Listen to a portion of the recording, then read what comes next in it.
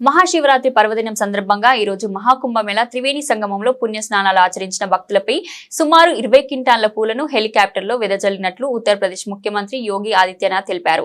ఈ రోజు కుంభమేళ ముగుస్తుంది. ఈ నేపథ్యంలో యూపీ శాసన మండలి యోగి ఆదిత్యనాథ్ మాట్లాడుతూ మక్కాకు ఏడాదికి 1.4 కోట్ల మంది, వాటికన్ సిటీకి 80 లక్షల మంది వెళ్తుంటారని గుర్తు చేశారు. అయోధ్యకు గత 52 రోజుల్లో 16 కోట్ల మంది వచ్చారని వెల్లడించారు.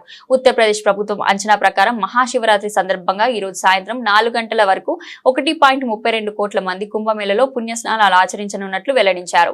భారత్, చైనా మినహా ప్రపంచంలోని అన్ని దేశాల జనాభా కంటే ఎక్కువ మంది ప్రయాగరాజ్ ను సందర్శించినట్లు తెలిపింది.